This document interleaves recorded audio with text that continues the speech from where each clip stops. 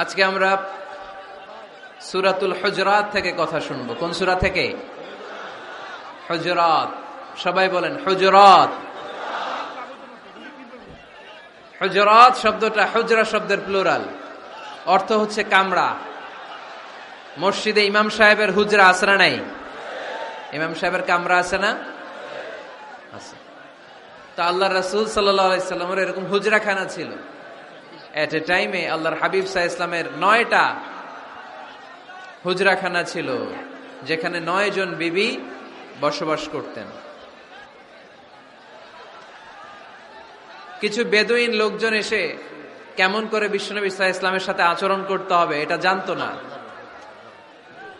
তাদের মধ্যে সভ্যতা ভব্যতার ছোঁয়া স্পর্শ লাগেনি। পরে আমরা নিজেরা নিজেদেরকে যেমনে ডাকি, তারাও এসে বিশ্বনবীকে এভাবে ডাকা শুরু করলো। কারো নাম যদি হয় আব্দুল্লাহ, আব্দুল্লাহর বন্ধু তারা ডাকবে এই আব্দুল্লাহ। কারো নাম যদি হয় করিম, তার বন্ধুটা ডাকে এই করিম। কারো নাম যদি হয় আবু বকর, তার বন্ধুটা ডাকে এই আবু বকর। কিন্তু বিশ্বনবী সাল্লাল্লাহু আলাইহি ইসলামকে কি এই মুহাম্মদ এইভাবে ডাকা যাবে? না, ডাকা যাবে না। যদিও তিনি মানুষ, কিন্তু অসাধারণ মানুষ। যদিও তিনি নবী, তিনি মহানবী। তিনি সব নবীদের নবী, ঠিক কিনা? As a father, as a teacher, as a commander, as a lawgiver, as a lawmaker, Muhammad is the superman of the world. সুবহানাল্লাহ পড়েন। আমার নবীর চাইতে শ্রেষ্ঠ কোন মানুষ গোটা বিশ্বে দ্বিতীয়টা হতে পারে না। আমার নবীর চাইতে দ্য মোস্ট ট্রাস্টওয়ার্দি পার্সোনালিটি, বিশ্বস্ত মানুষ এই পৃথিবীতে হতে পারে না। সে কোন বন্ধু বলো বড় বিশ্বস্ত, সে কোন বন্ধু বলো বেশি বিশ্বস্ত, কার কাছে মন খুলে দেয়া যায়, কার কাছে প্রাণ খুলে দেয়া যায়, হওয়া যায় অতি আশ্বস্ত, তার নাম আহমদ বড় বিশ্বস্ত। সুবহানাল্লাহ পড়েন। আল্লাহ শিখাতে চাইলেন, এই বেদুইন লোকেরা সাবধান, যাকে তোমরা ডাকছো তিনি সাধারণ মানুষ নন। তাকে ইয়া মুহাম্মদ উখরুজ ইলাইনা, এই মুহাম্মদ এই ঘর থেকে বের হয়ে আসো, এমন করে বেয়াদবের মতো ডাকা যাবে না। বিশ্বনবী সাল্লাল্লাহু আলাইহি ইসলামকে ডাকতে হবে ইয়া নবী আল্লাহ, ওনাকে ডাকতে হবে ইয়া রাসূল আল্লাহ, ওনাকে ডাকতে হবে ইয়া হাবিব আল্লাহ, ঠিক কিনা? শিষ্টাচার শিক্ষা দিলেন। আল্লাহ বুঝাতে চাইলেন, তোমরা যদি অপেক্ষা করতে অনেক ভালো হতো। ওয়ালাউ আন্নাহুম সাবারু হাত্তা তাখরুজা ইলাইহিম লাকানা খায়রাল লাহুম। আল্লাহর হাবিব সাল্লাল্লাহু আলাইহি ওয়াসাল্লাম দুপুরের খাবার খেয়ে গড়াগড়ি করছিলেন। আল কাইলুলা, টসিং এন্ড টার্নিং, এপাশ ওপাশ করা। শীতকালে দুপুরের খাবার খেয়ে বিছানায় শুইলে আরাম আছে না নাই? এটাকে কাইলুলা বলে। আল্লাহর হাবিব সাল্লাল্লাহু আলাইহি ওয়াসাল্লাম যখন কাইলুলা করছিল, ঠিক তখন লোকগুলো ডাকতে আরম্ভ করলো, ইয়া মুহাম্মদ উখরুজ ইলাইনা, হে মুহাম্মদ আসো। আল্লাহ বললেন, খবরদার, আমার নবীকে এইভাবে ডাকা যাবে না, বরঞ্চ আমার নবীকে তোমরা ডাকবে ইয়া নবী আল্লাহ, ইয়া রাসূল আল্লাহ, ইয়া হাবিব আল্লাহ বলে। সুবহানাল্লাহ পড়েন। আল্লাহর হাবিব সাল্লাল্লাহু আলাইহি ওয়াসাল্লাম যতক্ষণ না বের হয়ে আসে তোমাদের অপেক্ষা করা উচিত, সবর করা উচিত। আমরা অনেক সময় সবর করি না। ব্যাপার কি? আওয়াজ আবার বাড়তেছে কেন? এদিকে মাইকম্যান কই? মাইকম্যান এদিকে আসো তো, মাইকম্যান এদিকে আসো, আমার কাছে আসো। ভাই আওয়াজ করবেন না, এই আওয়াজ থামাতে থামাতেই এশার আজান হয়ে যাবে, আমি চলে যাব, আলোচনা শেষ, আমি চলে যাব। উপরে উঠাও, একটু উপরে, এদিকে এদিকে। আমি একটা কথা শুরু করলে এখানে চিৎকার চেঁচামেচি, আমি থামাবো, আবার শুরু করলে এটা হয় না। অল্প কয়েক মিনিট, লম্বা চোরা বক্তব্যের সুযোগও নাই। এশার আজান হবে একটু পরে, একটু উপরে উঠাও। আমি চাই পিন পতন নীরবতা। আরেকটু ব্যাস। আবার তো নিচে নেমে যায়। আওয়াজ করো না, আওয়াজ করো না ভাই, আওয়াজ করো না।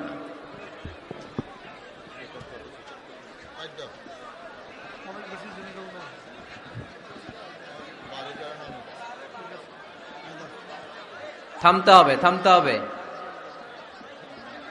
একজনও কথা বলবে না, একজনও না, নট এ সিঙ্গেল পারসন। হ্যাঁ ঠিক আছে, আবার কথা বলে, এটা ঠিক হয়ে গেছে। হ্যাঁ ঠিক আছে। তাহলে আমরা আমাদেরকে যেইভাবে ডাকি, আল্লাহর হাবিব সাল্লাল্লাহু আলাইহি ওয়াসাল্লামকে ওইভাবে ডাকা যায় না। আল্লাহ বললেন, খবরদার, তোমাদের উচিত ছিল অপেক্ষা করা যতক্ষণ না আল্লাহর হাবিব সাল্লাল্লাহু আলাইহি ওয়াসাল্লাম বিশ্রাম শেষ করে বাইরে বেরিয়ে আসে। তাই কারো বাসায় গেলে অপেক্ষা করবেন যতক্ষণ না উনি আসে, আর যাওয়ার আগে অ্যাপয়েন্টমেন্ট নিয়ে যাবেন। আজকের প্রথম মেসেজ, কারোর সাথে দেখা করার আগে কি নিয়ে যাবেন? ফ্যানের ছেলেরা কথা বলে না, অ্যাপয়েন্টমেন্ট নিয়ে যেতে হবে। অনেকে খালি অস্থিরতা করে, চেয়ারম্যান সাহেবের বাড়িতে গেছে, সিগনেচার লাগবে, যেই অস্থির, আরে বেরোয় না কেন, চেয়ারম্যান সাহেব আসে না কেন, এতক্ষণ ধরে বসে আছে। এরকম বিরক্ত, খালি কমপ্লেইন করে, অভিযোগ করে, এরকম কিছু লোক আছে না নাই? খেয়াল রাখবেন, যারা ব্যর্থ, জীবনে ব্যর্থ, তারা সবসময় শুধু কমপ্লেইন করে, অভিযোগ, মানুষের কাছে অভিযোগ, আল্লাহর কাছে অভিযোগ, আমার এইটা নাই, ওইটা নাই, আল্লাহ আমার এইটা দাও নাই, ওইটা দাও নাই। আর সফল ব্যক্তিরা কখনো অভিযোগ করে না, খালি শুকরিয়া করে, ঠিক কিনা? Now the decision is yours, you wanna be successful or unsuccessful. আপনি সফল হতে চান না ব্যর্থ হতে চান? তাহলে সফল হলে সবসময় পড়তে হবে আলহামদুলিল্লাহ। কি পড়বেন? হুজুরের সাথে দেখা করতে গেছে, যে হুজুর আসে না কেন, কতক্ষণ ধরে বসে আছি। আরে হুজুরও মানুষ, হুজুরও অসুস্থ হয়, হুজুরেরও ফ্যামিলি আছে, হুজুরের ঘুমানো লাগে, হুজুর রোবট না। আমাদের যখন অ্যাপয়েন্টমেন্ট নেয়, মেপে দেয়, হুজুর এই তো সহজ, আপনি এটা করে আসবেন, এরপরে হেলিকপ্টার রেডি, এরপরে ওইটাতে যাবেন, ওইখান থেকে হেলিকপ্টার রেডি। আমি রোবট, হুজুর কি রোবট? হুজুর তো মানুষ না। এগুলো করবেন না, ধৈর্য ধরতে শিখুন, একটু স্থির হন। স্টপ, অনেক হয়েছে, আর না। অস্থির জীবন আমরা চাই না। এই কোরআন আমাদেরকে অস্থির সময়ে স্বস্তির বাণী শোনায়, ঠিক কিনা? কিসের বাণী শোনায়? স্বস্তির বাণী। কোন সময়ে? অস্থির সময়ে স্বস্তির বাণী শোনায় কোরআন, ঠিক কিনা? এজন্য আজকের প্রথম মেসেজ হচ্ছে, কারো বাসায় গেলে পারমিশন নিতে হবে। দরজার সামনে যেয়ে আগে সালাম দিবেন 3 বার। কয়বার? অনুমতি চাইবেন, অনুমতি দিলে ঢুকবেন, অনুমতি না দিলে বের হয়ে চলে আসবেন। পারা যাবে? এজন্য রব্বুল আলামিন বলেন, ইয়া আইয়ুহাল্লাযীনা আমানু লা তাদখুলু বুয়ুতান গায়রা বুয়ুতিকুম হাত্তা তাস্তানিসু ওয়া তুসাল্লিমু আলা আহলিহা যালিকুম খায়রুল লাকুম লাআল্লাকুম তাযাক্কারুন। সুবহানাল্লাহ পড়েন। আল্লাহ ডেকে বললেন, ও ঈমানদারেরা, শোনো শোনো, তোমরা যখন অন্য কারো বাড়িতে যাবে, খবরদার অনুমতি না নিয়ে, সালাম না দিয়ে ঘরে ঢুকে যেও না। দরজার সামনে দাঁড়িয়ে থাকো, দরজার সামনে দাঁড়িয়ে দাঁড়িয়ে 3 বার অনুমতি চাও, তারপরে সালাম দাও। অনুমতি দিলে ঢুকবা, নচেত চলে যাবা, ঠিক কিনা? এই আইনটা কার? ফেনীবাসী কি আইনটা মনে রাখতে পারবে? কারো বাসায় যাওয়ার আগে অ্যাপয়েন্টমেন্ট নিয়ে যাব, আর যে হুট করে দরজার ভিতরে ঢুকে যাব না, অপেক্ষা করব। You have to wait. তিনি আসতে বললে এরপরে ঢুকবো, মনে থাকবে? কারো ঘরে অনুমতি না নিয়ে ঢুকা কবিরা গুনাহ। কি গুনাহ? আমরা এগুলোর ইসলাম মনে করি না, আমরা ম্যানার জানি না, আমরা সোশ্যাল নর্মস জানি না। আমরা মনে করি নামাজ, রোজা, হজ, যাকাত, জিকির এগুলাই ইসলাম, ঠিক কিনা? ধরাবাঁধা ইসলাম হিন্দু ধর্মের মতো গদবাঁধা কোনো ধর্ম নয়। আমাদের মসজিদ এটা গির্জা, প্যাগোডা, সিনাগগ আর গুরুদুয়ারার মতো যে কোনো ইবাদতগাহ নয়। আমাদের মসজিদগুলো আমাদের সামাজিক ঐক্যের কেন্দ্রবিন্দু। আমাদের ইসলাম হচ্ছে আমাদের জীবন চালানোর মেথডোলজি, কেমন করে এই লাইফটা সুন্দর হবে, স্মুথ হবে, তার সব নির্দেশনা কোরআনের ভেতরে আছে না নাই? এজন্য বিষ্ণু বললেন, খবরদার কারো ঘরে যাওয়ার আগে সালাম দাও, পাশাপাশি অনুমতি চাও। এক সাহাবী দাঁড়িয়ে বললেন, ইয়া রাসূলুল্লাহ, ইয়া হাবিবাল্লাহ, আমার ঘরে আমরা কেবল দুইজন থাকি, দুইটা ঘর। এক ঘরে থাকে আমার আম্মা, আরেক ঘরে থাকে আমি। আফাস্তাদিনু আলা উম্মি, আমি কি আমার মায়ের ঘরে ঢোকার আগে অনুমতি নেওয়া লাগবে নাকি? নবী হে, দুইটা রুম আমার ঘরে, এক রুমে আমি, আরেক রুমে আমার মা। আফাস্তাদিনু আলা উম্মি, আমার মায়ের ঘরে যাওয়ার আগে অনুমতি নেওয়া লাগবে? আনা খাদিমুহা, আমি তো তার খেদমত করি, মায়ের ঘরে যাইতে অনুমতি লাগবে? বিশ্বনবী বললেন, নাম ইস্তাযিন আলাইহা, হ্যাঁ অবশ্যই মায়ের ঘরে ঢোকার আগে অনুমতি নিয়ে ঢুকবা। সুবহানাল্লাহ পড়বেন না? সাহাবী বললেন, ইয়া রাসূলুল্লাহ, তিনি তো আমার মা, অনুমতি লাগবে কেন? বিশ্বনবী বললেন, আতুহিব্বু আন তারাহা উরিয়ানাতান, ও সাহাবী, তুমি কি তোমার মাকে উলঙ্গ দেখতে পছন্দ করো নাকি? সাহাবী বললেন, না, কশিন কালেও নয়, আমি কখনো আমার মারে উলঙ্গ অবস্থায় দেখতে পছন্দ করব না। বিশ্বনবী বললেন, তাহলে অবশ্যই অনুমতি নিয়ে ঢুকবা। যদি মারে উলঙ্গ দেখতে মনে না চায় তাহলে ঢুকবা, কারণ ঘরের ভিতরে কে কখন কোন পরিস্থিতিতে থাকে তার কোনো হিসাব আছে? এজন্য সালাম দিবেন, নক করবেন, অনুমতি চাইবেন, তখন নিজেকে নিজে ভিতরে যারা আছে, মহিলা হোক পুরুষ হোক, সামলে নিবে, গুছিয়ে নিবে, তারপরে আপনাকে ঢুকার ব্যবস্থা করে দিবে, ঠিক কিনা? তাহলে মায়ের ঘরে ঢুকতে হলে যদি অনুমতি লাগে, তাহলে বোনের ঘরে ঢোকার আগে অনুমতির দরকার আছে না নাই? আমার পাশের ঘর হচ্ছে আমার ভাইয়ের ঘর, ভাইয়ের ঘরে ঢোকার আগে অনুমতির দরকার আছে না নাই? কাজিন, চাচাতো বোন, খালাতো বোন, চাচাতো ভাই, খালাতো ভাই, পাশের ঘরের ভাবি, পাশের বাড়ির মানুষ, এদের ঘরে ঢোকার আগে অনুমতির প্রয়োজন আছে না নাই? খবরদার, খবরদার, এটা কবিরা গুনাহ। This is my first message to the people of Feni tonight. আজ রাতে ফেনীবাসীদের কাছে আমার প্রথম মেসেজ হচ্ছে, কারো ঘরে যাওয়ার আগে অ্যাপয়েন্টমেন্ট নিয়ে যাব। কখন তার সাথে দেখা করব, আগে অ্যাপয়েন্টমেন্ট নিয়ে যাব, তারপরে যে দরজার বাইরে দাঁড়িয়ে পারমিশন চাইবো, মানে অনুমতি নিব, তারপরে সালাম দিব, এরপরে ঘরে ঢুকবো। পারা যাবে? ইনশাল্লাহ পড়তে পারবেন না আওয়াজ করে? আজকে আলোচনার বিষয় হচ্ছে সূরাতুল হুজুরাত। সূরার নাম কি? হুজুরাত। এটা মাদানী সূরা। কি সূরা? এটা কোরআনের 49 নম্বর সূরা। কত নম্বর সূরা? এই সূরায় মোট আয়াত আছে 18টি। কয়টি? এবার আমি প্রশ্ন করব, উত্তর দেন। এই সূরায় মোট আয়াত সংখ্যা কয়টি? 18টি। এটি কোরআনের কততম সূরা? 49তম সূরা। আর সূরাটা মাক্কি সূরা। কি সূরা? মাদানী সূরা। এই সূরাটাকে বলা হয় সামাজিক রীতিনীতির সূরা। সোশ্যাল নর্মস শেখানো হয়েছে এই সূরায়। কেমন করে সমাজের শান্তি শৃঙ্খলার ভারসাম্য অক্ষুণ্ণ থাকবে সে ব্যাপারে এই সূরাতে আল্লাহ তাআলা কিছু দিক নির্দেশনা দিয়েছেন। আমাদের সমাজের ভারসাম্য ঠিক নাই, শান্তি নাই, সুশৃঙ্খলা নাই, শুধু মারামারি, জিঘাংসা, কিলাকিলি, হিংসা, বিদ্বেষ, বিশৃঙ্খলা। এই হিংসা, বিদ্বেষ, বিশৃঙ্খলা, মারামারির বিপরীতে সমাজের সাম্য, ভ্রাতৃত্ব, ভালোবাসা, সুশৃঙ্খলা আর ভারসাম্য কিভাবে অক্ষুণ্ণ রাখা যায়, সেজন্য আল্লাহ তাআলা এই সূরার ভেতরে 10টা গাইডলাইন দিয়েছেন। কয়টা? সবাই বলতে হবে, কয়টা?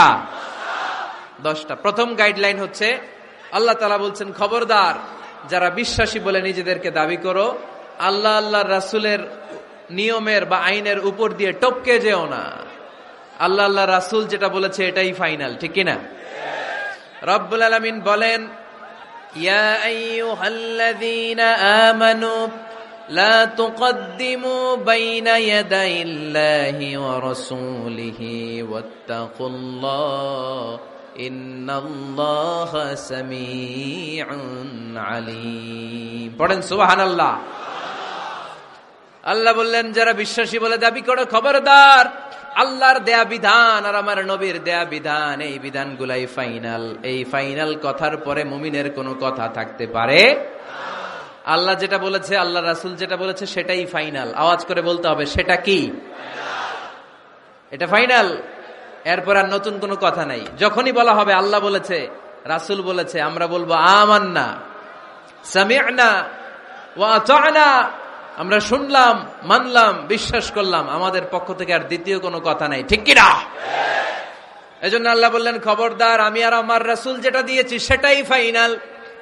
অতিরিক্ত বুঝতে যেও না, ওভার স্মার্ট সাজতে চেও না, আমি আল্লাহর দেয়া নবীর দেয়া বিধানের সামনে অ্যাডভান্স হতে যেও না, কারণ আমি আল্লাহ আর আমার রাসূল যেই নিয়ম দিয়েছি সেটাই ফাইনাল, সেটাতেই বরকত। কোন মুমিন বান্দা বান্দীদের কাছে যখন আল্লাহ আর আল্লাহর রাসূলের কথা বলা হয়, তাদের কাছে এটাই ফাইনাল, ঠিক কি না? ওমা কানা লিমুমিনিন ওয়ালা মুমিনাতিন ইযা কাদাল্লাহু ওয়া রাসূলুহু আমরান আইয়াকুনা লাহুমুল খিয়ারাতু মিন আমরিহিম। মুমিন নরনারীর কাছে যখন বলা হবে এটা আল্লাহর কথা, আল্লাহর রাসূলের কথা, এটাই ফাইনাল। এরপরে মুমিনের আর নতুন কোন চয়েস থাকতে পারে না। আল্লাহ বলেছে 5 ওয়াক্ত সালাত জামাতের সাথে আদায় করো, এটাই ফাইনাল, ঠিক কি না? আল্লাহ বলেছেন চুরি করলে চোরের হাত কেটে দাও। বিশ্বনবী জীবদ্দশায় চোরের হাত কেটে দেখিয়ে দিয়েছেন, চুরি করলে হাত কেটে দাও, এটাই ফাইনাল, ঠিক কি না? আল্লাহ নিয়ম জারি করেছেন, ও নারীরা পর্দা করে ঘর থেকে বের হও, এর উপরে কোনো কথা নাই, জোরে বলেন ঠিক কি না? আল্লাহ আইন করে দিয়েছেন রমাদানের 29 দিন কিংবা 30 দিন রোজা রাখবা, এটাই ফাইনাল, এরপরে কোনো কথা নাই, জোরে বলেন ঠিক কি না? যারা সম্পদশালী হয়েছো, বছরান্তে 2.5% যাকাত দিবা, বিধানটা কার? এটাই ফাইনাল, এরপরে কোনো কথা আছে? তার মানে আল্লাহ আল্লাহ রাসূল যেটা দিয়েছে এটাই ফাইনাল, এটাই সর্বোৎকৃষ্ট, এর চেয়ে উৎকৃষ্ট আর ভালো হতে পারে না, এটাই শ্রেষ্ঠ। এক সাহাবী বলল, আসুমুদ্দাহার, আমি সারা বছর রোজা রাখবো, রোজা ভাঙবো না। আরেক সাহাবী বলল, আ'তাজিলুন নিসা, আমি আমার বউয়ের কাছে যাব না, আজীবন বৈরাগ্য জীবন যাপন করব। আরেক সাহাবী বলল, উসল্লিল লাইলা কুল্লাহ, সারা রাত তাহাজ্জুদ পড়বো, ঘুমাবো না। এই কথা শুনে বিশ্বনবী রেগে গেলেন। বিশ্বনবী বললেন, কে কে বলেছে এই কথা যে সারা বছর রোজা রাখবে, সারা রাত তাহাজ্জুদ পড়বে, স্ত্রীর কাছে যাবে না?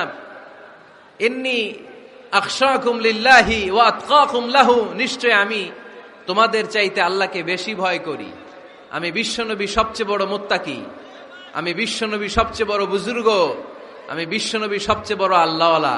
তো আমি এত বড় আল্লাহওয়ালা হয়ে আমি 11 জন স্ত্রী রেখেছি, আমি এত বড় আল্লাহওয়ালা হয়ে রাতে তাহাজ্জুদও পড়ি, আবার কিছু অংশ ঘুমাই, আমি এত বড় আল্লাহওয়ালা হয়ে বছরে কিছু সময় রোজা রাখি, মাঝে মাঝে রাখি না। তা আমি ব্যালেন্স করে জীবন ধারণের পরে আমার আল্লাহওয়ালাগিরিতে কোনো সমস্যা হয় নাই, আমার নবী হতে সমস্যা হয় নাই। তোমাদের সমস্যা হলো কেন? তোমরা কোত্থেকে এটা শিখেছো? আমি বিশ্বনবী যেটা শিখিয়েছি এটাই ফাইনাল, এর চেয়ে শ্রেষ্ঠ কোনো কাজ আর হতে পারে না। চিল্লায় বলেন ঠিক কিনা? ফজরের ফরজ নামাজ কয় রাকাত? আওয়াজ করে বলেন। বিধানটা কার? আপনি যদি বলেন আমি একটু বাড়ায় পড়বো, 3 রাকাত পড়বো, সওয়াব বেশি হবে না? কারণ আপনি অ্যাডভান্স হয়েছেন। লা তুকদ্দিমু বাইনা ইয়াদাইল্লাহি ওয়া রাসূলিহি, খবরদার আল্লাহ আল্লাহ রাসূলের উপর অ্যাডভান্স হয়ো না। রমাদানের রোজা 30টা, আপনি যদি বলেন 35টা রাখবো, ফেনীর ভাইয়েরা, রমজানের পরে আরো 5টা যদি একাধারে রাখেন, রমজান মনে করে আল্লাহ কবুল করবে? কবুল করবে? তার মানে আল্লাহ আল্লাহ রাসূল যেটা বলেছে এটাই ফাইনাল, এর চেয়ে বেশি কিছু আর ইবাদত করা যাবে, এর চেয়ে শ্রেষ্ঠ ইবাদত হতে পারে না। বিষ্ণু ইসা ইসলাম বললেন, সারা রাত তাহাজ্জুদ পড়লে এটা শ্রেষ্ঠ ইবাদত নয়, বরং রাতের কিছু অংশ ঘুমাবা, কিছু অংশ তাহাজ্জুদ পড়বা। আইয়ামুল বীজের রোজা রাখবা, সোম আর বৃহস্পতিবার রোজা রাখবা, আরাফার রোজা রাখবা, আশুরার রোজা রাখবা, শাওয়ালের 6 রোজা রাখবা। এর চেয়েও বেশি রাখতে চাইলে একদিন রোজা রাখবা, আরেকদিন রাখবা না, একদিন রাখবা, আরেকদিন রাখবা না। এর চেয়ে ভালো রোজার হতে পারে? হতে পারে না। আল্লাহর হাবিব সাল্লাল্লাহু আলাইহি ওয়াসাল্লাম বললেন, সেই শ্রেষ্ঠ যে স্ত্রীদের সাথেও মেলামেশা করে, আবার ইবাদতও করে।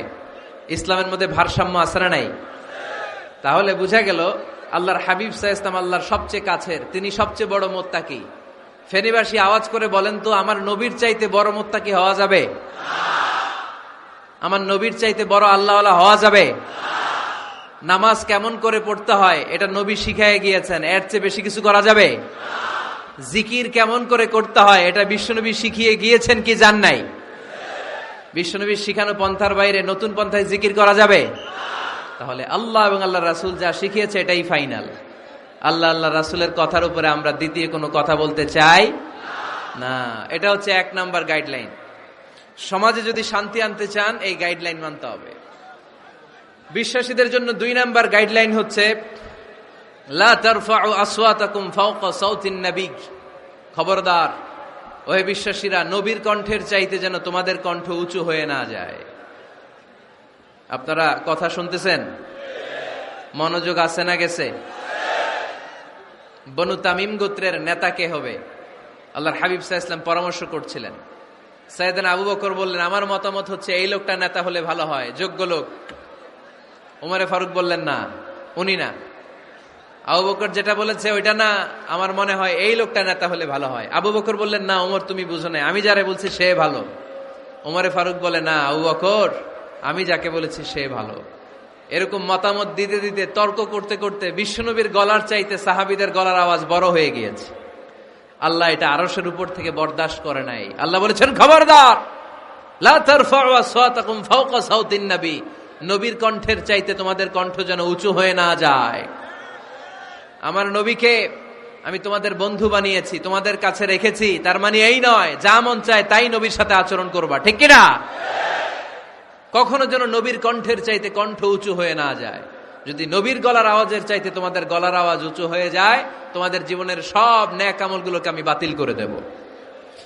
আল্লাহ ধমক দিয়ে বললেন, খবরদার, ইয়া আইয়ুহাল্লাযীনা আমানু লা তারফাউ আসওয়াতাকুম ফাওকা সাউতিন নবী ওয়ালা তাজহারু লাহু বিল কওলি কাজহারি বা'দিকুম লিবা'দিন আন তাহবাতা আ'মালুকুম ওয়া আনতুম লা তাশউরুন। পড়েন সুবহানাল্লাহ। আল্লাহ বললেন, খবরদার, আমার নবীর কণ্ঠের চাইতে যেন তোমাদের কণ্ঠ উঁচু হয়ে না যায়। আমার হাবিবের কণ্ঠের চাইতে তোমাদের কণ্ঠ যদি উঁচু হয়ে যায়, বেয়াদবি হয়ে যাবে, ফলে তোমাদের সব নেক আমল বাতিল করে দিবে কে? এই আয়াত নাজিল হওয়ার পরে সাহাবারা কেউ বিশ্বনবীর সামনে এসে বড় গলায় কথা বলে না, আস্তে আস্তে বলে। কেমনে বলে? ওমরে ফারুক এই আয়াত শুনে এত ভয় পেলেন, তিনি বিশ্বনবীর কাছে কোনো কথা নিয়ে আসলে ফিস ফিস করে বলতেন। বিশ্বনবী শুনতে পেতেন না, বলতেন, এই ওমর কি বলছো, বুঝি নাই, জোরে বলো। ওমরে ফারুক সাউন্ড বাড়িয়ে জোরে বলতেন। বিশ্বনবী বলতেন, এই কি বলেছো, এদিকে আসো, জোরে বলো, আমি শুনতে পাচ্ছি না, ওমর আরো জোরে বলো। ওমরে ফারুক আবার একটু সাউন্ড বাড়িয়ে আবার বলতে আরম্ভ করতেন। বিশ্বনবী বলতেন, আমি শুনতে পাচ্ছি না, জোরে বলো। সুবহানাল্লাহ পড়েন। ভয়ে আন তাহবাতা আ'মালুকুম ওয়া আনতুম লা তাশউরুন। খবরদার, নবীর কণ্ঠের চাইতে যদি কণ্ঠ উঁচু হয়ে যায়, সব নেক আমল বাতিল করে দিবে কে? আপনারা যারা হজ উমরা করেছেন, হজ আর উমরা করতে পেরেছেন কারা কারা দেখি? মাশাআল্লাহ। যারা করতে পারি নাই আমরা, আমাদেরকেও যেন আল্লাহ তাআলা তৌফিক দান করে, আমরা পড়ি আমিন। আমরা যেন কাবার চারপাশে তাওয়াফ করতে পারি, সাফা মারওয়ায় যেন সাই করতে পারি, আল্লাহর হাবিব সাল্লাল্লাহু আলাইহি ওয়াসাল্লামের কবরের সামনে দাঁড়িয়ে যেন আমরা সালাতু সালাম পাঠ করতে পারি। আওয়াজ করে পড়তে হবে আমিন। বিশ্বনবী সাল্লাল্লাহু আলাইহি ওয়াসাল্লামের কবরের উপরে এই আয়াতটা লেখা, যে আয়াত নিয়ে আমি এখন আপনাদের সামনে আলোচনা করছি। লা তারফাউ আসওয়াতাকুম ফাওকা সাউতিন নবী। দেখছেন না হাজী সাহেবরা, দেখে আসছেন না? আপনি যখন মসজিদে নববীতে নামাজ পড়বেন, আল্লাহর হাবিব সাল্লাল্লাহু আলাইহি ওয়াসাল্লামের কবর জিয়ারতের জন্য যখন রওনা হবেন, সর্বপ্রথম বাম দিকে পড়বে রাউদাতুম মিন রিয়াদিল জান্নাহ। এই জায়গাটা হলো দুনিয়ার বুকে জান্নাতের বাগান সমূহ থেকে একটা বাগান। আপনি হাঁটতে থাকবেন, হাঁটতে হাঁটতে রাউদাতুম মিন রিয়াদিল জান্নাহ পার হওয়ার পরে বাম দিকে পড়বে বিশ্বনবীর কবর। বিশ্বনবীর কবরের সামনে দাঁড়িয়ে কোনো উম্মত সহ্য করতে পারে নাকি? ধৈর্য ধারণ করতে পারে নাকি? আজীবন যেই নবীর কথা শুনলাম, আজীবন যেই নবীর হাদিস চর্চা করলাম, আজীবন যেই নবীর ভালোবাসা হৃদয়ের মধ্যে ধারণ করলাম, ওই নবী নাকি এই জায়গায় শোয়া, ওই নবী নাকি এখানে শুয়ে আছে, এটা কল্পনা করলে কোন উম্মত ধৈর্য ধারণ করতে পারে? কলিজাটা ছিঁড়ে খান খান হয়ে যায়, চিৎকার দিয়ে নবীরে ডাক দিতে মনে চায়। কিন্তু আল্লাহ বলেছেন, খবরদার, কবরের উপরে এই আয়াতটা লেখা, লা তারফাউ আসওয়াতাকুম ফাওকা সাউতিন নবী, খবরদার এটা নবীর দরবার, এখানে বড় গলায় চিৎকার চেঁচামেচি করে কোনো আওয়াজ করা যায় না। চিল্লায় বলেন ঠিক কি না? এজন্য আল্লাহ বললেন লা তারফাউ আসওয়াতাকুম ফাওকা সাউতিন নবী, খবরদার নবীর কণ্ঠের চাইতে যেন কণ্ঠ উঁচু হয়ে না যায়। এই আয়াতের হুকুম আল্লাহর হাবিব সাল্লাল্লাহু আলাইহি ওয়াসাল্লামের জীবদ্দশা অবস্থায় যেমন ছিল ঠিক এখনো এটারে বলবৎ রেখেছে কে? তাই ওইখানে আল্লাহর হাবিব সাল্লাল্লাহু আলাইহি ওয়াসাল্লামের কবরের সামনে বুক ফেটে কান্না আসে, আমার নবী, আমার পেয়ারা নবী এখানে, পেয়ারা রাসূল শুয়ে আছে, এটা জেনেও আমি চিৎকার দিতে পারি না, আমি হই হুল্লোড় করতে পারি না, আমি লাফাতে পারি না, আমি শুধু চোখের পানি ছেড়ে আমার নবীরে সালাম পাঠাতে পারি। ঠিক কিনা? এই আয়াতের হুকুম শুধু নবীর ক্ষেত্রেই প্রযোজ্য নয়, আব্বা আম্মার ক্ষেত্রেও প্রযোজ্য। আব্বা আম্মার সামনে দাঁড়িয়ে বড় গলায় কথা বলা যাবে? উস্তাদ আল আসাতেজা যারা আমাদেরকে শিখিয়েছেন তাদের সামনে বড় গলায় কথা বলা যাবে না। আধ্যাত্মিক গুরু, ইসলামী আন্দোলনের নেতা, ধর্মীয় নেতা, ওনাদের সামনেও চোখ রাঙিয়ে কথা বলা যাবে না। চিল্লায় বলেন ঠিক কিনা? লা তারফাউ আসওয়াতাকুম ফাওকা সাউতিন নবী। আদব নাই সমাজে, আদব নাই, এজন্য এত মহা সমস্যা। তাহলে প্রথম মেসেজ হচ্ছে আল্লাহ আল্লাহর হাবিব যা বলেছেন ওইটাই ফাইনাল, ওইটার উপরে কোনো কথা আছে? দ্বিতীয় মেসেজ হচ্ছে নবীর দরবারে দাঁড়িয়ে বড় গলায় কথা বলা যাবে। 3 নম্বরে আল্লাহ বললেন, ইয়া আইয়ুহাল্লাযীনা আমানু ইন জাআকুম ফাসিকুম বিনাবাইন ফাতাবায়ানু। ও বিশ্বাসীরা, ও ঈমানদার বান্দারা, তোমাদের সামনে যদি কোনো পাপাচারী, কোনো ফাসেক যদি কোনো খবর নিয়ে আসে, খবরটা বিশ্বাস করার আগে যাচাই করে নিও। ফাতাবায়ানু ইয়ানি ফাতাসাব্বাতু আন সিহহাতিল খবর, খবরটা সহি কিনা যাচাই করার দরকার আছে না নাই? ইন জাআকুম ফাসিকুম বিনাবাইন ফাতাবায়ানু। ফেনীবাসী মনোযোগ দিয়ে শুনেন, কেউ যদি কোনো তথ্য নিয়ে আসে, খবর নিয়ে আসে, শুনেই হুট করে বিশ্বাস করা যাবে না। ফেসবুকে প্রায় বিভিন্ন ফেক নিউজ আছে না নাই? রুমর, গুজব আছে না নাই? আমি তখন মালয়েশিয়া, হঠাৎ করে দেখলাম নিউজের মধ্যে অনেকে স্ট্যাটাস দিতে শুরু করেছে যে পেঁয়াজের মতো লবণেরও দাম বেড়ে গেছে। এটা কি সত্য নিউজ না গুজব? জোরে বলেন। গুজব। আসলে কি লবণের দাম বাড়ছিল? বাড়ে নাই, কিন্তু না জেনেই অনেকে শেয়ার দিছে। এজন্য ফেসবুকে কোনো নিউজ যদি আপনি দেখতে পান, শুনতে পান, verify, justify the news whether it's true or wrong. Check, make a cross check and double check regarding the authenticity of the report. এই রিপোর্টটা সঠিক কিনা ভেরিফাই করবেন আগে, তারপরে শেয়ার মারবেন। অনেকে আছে সিলে কান নিয়ে গেছে, শুই না সিলের পিছনে দৌড়। আগে কি সিলের পিছনে দৌড়াবেন নাকি কানে হাত দিবেন? নিউজ একটা দেখলেই শেয়ার দেয়া যাবে? কি করবেন? যাচাই করবেন। You have to cross check, you have to justify the news, you have to verify the news. আমরা প্রায় নিউজ একটা দেখলেই শেয়ার দেই। হয়তো একটা ভুল নিউজ আপনি শেয়ার দিয়েছেন, এই ভুল নিউজের কারণে পুরো সমাজের মধ্যে গোলমাল, এর দায়ভার আপনার কাঁধেই বর্তাবে। আওয়াজ করে বলেন ঠিক কিনা? এই ভুয়া নিউজগুলোতে আমাদের খুব আগ্রহ। ফেসবুক নিজের মন মতো ব্যবহার করা যাবে না। প্রায় ফেসবুকে অনেক রুমর পাবেন, গুজব, অনেক স্ক্যান্ডাল। অমুক নেতার গোপন ভিডিও ফাঁস। তো অমুক নেতার গোপন ভিডিও ফাঁস, তোর কি হয়েছে? তোর সমস্যা কি? ওইটা তোর শেয়ার দেয়া লাগবে কেন? চিল্লায় বলেন ঠিক কিনা? মানুষের দোষ আমরা গোপন করতে পারি না। মান সাতারা মুসলিমান সাতারাহুল্লাহু ফিদ দুনিয়া ওয়াল আখিরাহ।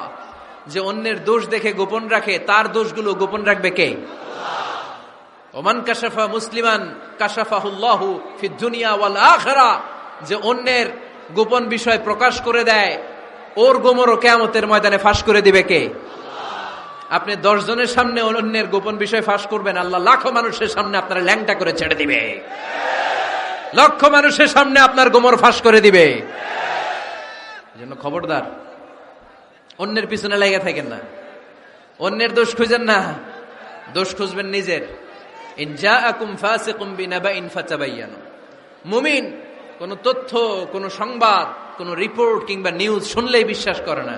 মুমিন আগে এটাকে যাচাই করে, বাছাই করে, জাস্টিফাই করে, ভেরিফাই করে, তারপরে সে বিশ্বাস করে, ঠিক কিনা? আল্লাহর হাবিব সাল্লাল্লাহু আলাইহি ওয়াসাল্লাম বনুল মুস্তালিকের যুদ্ধে জয়লাভ করলেন। হারিস ইবনে মিরার বনুল মুস্তালিকের নেতা। শুনতেছেন আপনারা? কষ্ট হচ্ছে? আচ্ছা। হারিস ইবনে মিরার বললেন, ইয়া রাসূলুল্লাহ, আমরা ইসলাম ধর্ম গ্রহণ করলাম, কি কি নিয়ম মানতে হবে? আল্লাহর হাবিব সাল্লাল্লাহু আলাইহি ওয়াসাল্লাম বললেন, সালাত পড়বে, যাকাত দিবে। উনি বললেন, তাহলে যাকাত নেন। আল্লাহর হাবিব বললেন, না, এই তো মাত্র কালিমা পড়ে মুসলমান হলে, হালানিল হাউল, 1 বছর অতিক্রান্ত হওয়ার পরে যাকাত দিবে। আল্লাহর হাবিব সাল্লাল্লাহু আলাইহি ওয়াসাল্লাম মদিনায় ফিরে আসলেন। 1 বছর পর আল ওয়ালিদ ইবনে উকবাহ রাদিয়াল্লাহু তাআলা আনহুকে পাঠালেন, যাও বনুল মুস্তালিকের 1 বছর পূর্ণ হয়েছে, যাকাতের সম্পদ নিয়ে আস। এইদিকে হারিস ইবনে মিরার যাকাতের সম্পদ নিয়ে, সৈন্যবাহিনী নিয়ে, নবীর দূত আসবে যাকাত কালেকশনের জন্য, ওনার জন্য মেহমানদারিতে কোনো ঘাটতি না হয়, ওয়েল রিসিপশন দেওয়ার জন্য এলাকা থেকে বের হয়ে মরুভূমির সামনে দলবল নিয়ে দাঁড়িয়ে।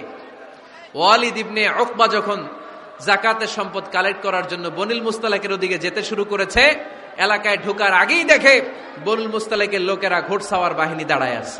এই দৃশ্য দেখে ওয়ালিদ ইবনে উকবা মনে করেছে বনুল মুস্তালিক মনে হয় তাকে হত্যা করার জন্য দাঁড়িয়ে রয়েছে। আসলে কি হত্যার জন্য দাঁড়ায় আছে? কি জন্য দাঁড়ায় আছে? ওয়েলকামিং রিসিপশন দেওয়ার জন্য। উনি ভয় পেয়ে অ্যাবাউট টার্ন, তথ্য যাচাই না করে মনে করছে আমারে মারবে, ধরবে, about turn, return back to Medina. মদিনায় চলে গেলেন, যে বলে, ইয়া রাসূলুল্লাহ, বনুল মুস্তালিক যাকাত দেওয়া তো দূরের কথা, এগুলো তো সব কাফের হয়ে গেছে। ইয়া রাসূলুল্লাহ, ওরা তো মনে হয় কাফের হয়ে গিয়েছে, যাকাত প্রদান করা তো দূরের কথা, মারার জন্য সৈন্যবাহিনী নিয়ে অ্যাটাক করেছে। বিশ্বনবী রেগে গেলেন। খালিদ বিন ওয়ালিদের নেতৃত্বে 1000 সৈন্যবাহিনী পাঠিয়ে বললেন, যাও বনুল মুস্তালিক অ্যাটাক করো, বনুল মুস্তালিকে অভিযান চালাও। আল্লাহ বললেন, নবী অভিযান পরে চালান, ইন জাআকুম ফাসিকুম বিনাবাইন ফাতাবায়ানু। সুবহানাল্লাহ পড়েন। নবী হে, অভিযান পরে চালান। তথ্য যে নিয়ে আসছে ওয়ালিদ, এটা সত্য কিনা আগে যাচাই করেন। সে যে তথ্য আপনাকে সরবরাহ করেছে, এই তথ্য সঠিক নয়, সে ভুয়া তথ্য দিয়েছে, সে ভুল বুঝেছে, এখানে মিসআন্ডারস্ট্যান্ডিং হয়েছে। আপনি 1000 সৈন্যবাহিনী পাঠাবেন না। আপনার 1000 সৈন্যবাহিনী যে যদি বনুল মুস্তালিককে অ্যাটাক করে, তাহলে এই অ্যাটাকে কোনো ক্ষয়ক্ষতি হলে সবটার দায়ভার আপনার কাঁধেই বর্তাবে। চিল্লায় বলেন ঠিক কিনা? আমার নবীকে শিখানোর মাধ্যমে আল্লাহ তাআলা আমাদেরকে শিখা যাবে না। আগে যাচাই বাছাই করার দরকার আছে না নাই? আছে। আপনার বন্ধু এসে বলল, আরে দোস্ত তুমি এইখানে, ভাবিরে তো দেখলাম বাজারে আরেক লোকের সাথে ঘুরতেছে। আপনি